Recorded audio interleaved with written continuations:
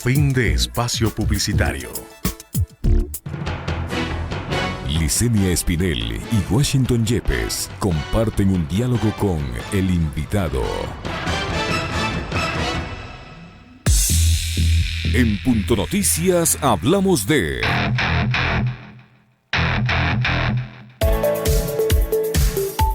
Enviar a la Asamblea Nacional las reformas revisadas al Código Orgánico de Finanzas Públicas. La publicación de un plan de acción con umbrales actualizados de elegibilidad de beneficiarios y acelerar la finalización del registro social son las tareas más inmediatas que tiene al momento Ecuador con relación con sus compromisos con el Fondo Monetario Internacional. De acuerdo con el último reporte técnico del organismo que sirvió para el desembolso del crédito de más de $500 millones en diciembre, estas tareas deben cumplirse en febrero de este año. Para abril se esperaría que el Ejecutivo envíe a la Asamblea la revisión de enmiendas a la ley del Banco Central. Estos y otros temas fueron monitoreados por una delegación del FMI encabezado por Ana Ivanova.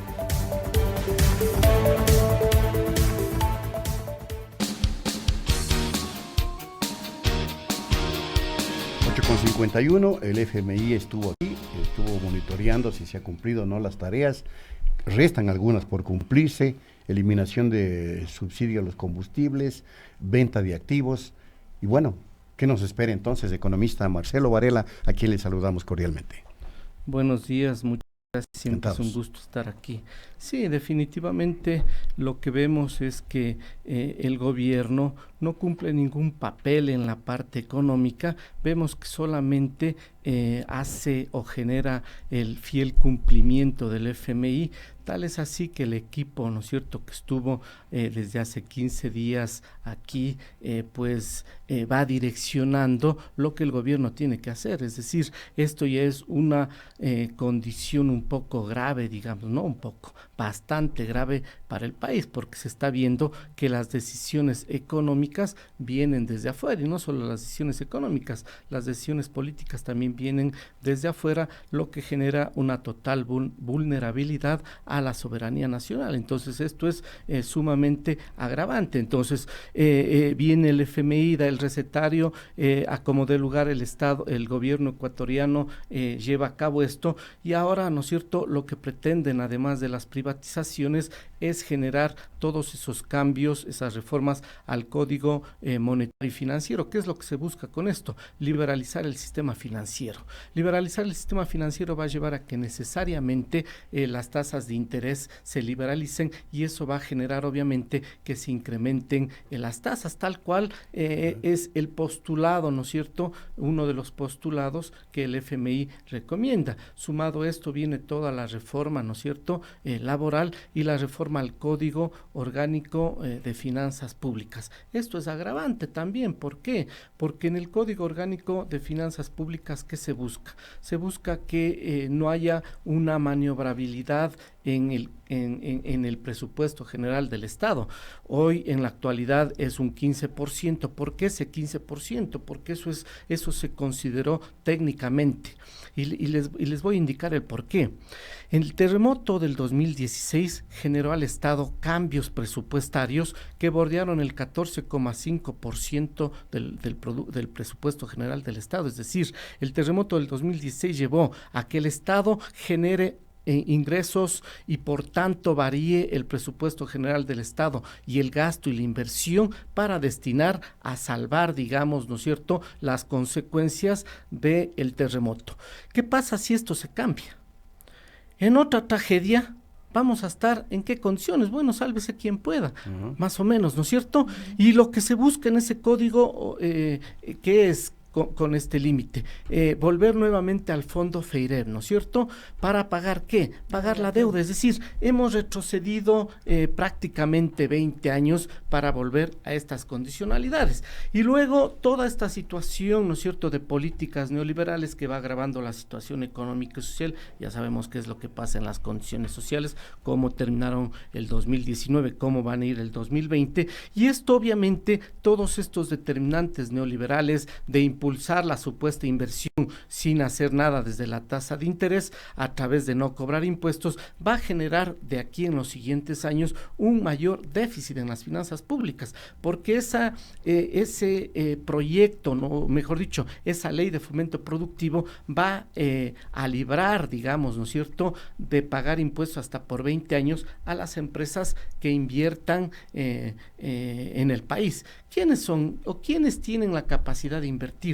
Definitivamente las empresas más grandes. Por eso vemos cómo aquí se está abriendo por todos lados, claro, como Supermaxi, como las grandes, ¿no es cierto?, corporaciones se van abriendo a nivel del país. Entonces, ¿qué va a pasar con las recaudaciones a futuro? Definitivamente se van a reducir. Lo que sucede este año, el próximo año, las recaudaciones necesariamente se van a reducir entre un 6 a un 8% del total. Esto es obviamente agravante, sumado ese fuerte endeudamiento que se está llevando a cabo, que solamente en este gobierno, solamente los bonos soberanos han duplicado lo que se generó por deuda de bonos soberanos en el gobierno del expresidente Correa, muestra las condiciones agravantes.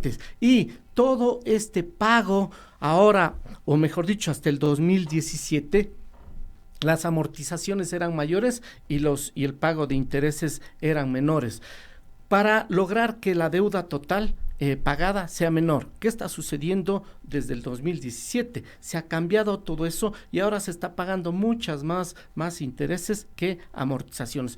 Todo este descalabro económico y social, producto de estas políticas neoliberales, de este recetario fondo monetarista, lo quieren solventar vía privatizaciones. Entonces, ¿qué implica las privatizaciones? No solamente que se va a entregar los activos de los ecuatorianos a las grandes corporaciones, sino adicionalmente dentro de las cuentas del sector público no financiero, obviamente los ingresos por esas empresas no se van a obtener. Entonces, pongamos el ejemplo. Se quiere vender por $400 millones, se decía inicialmente, hoy se habla de $600 millones, CNT. Voy a poner solamente CNT y Banco del Pacífico. Correcto. Para que la gente tenga conocimiento de esto. Los activos de CNT son 2.611 millones. Se quiere entregar a la cuarta parte de los activos CNT.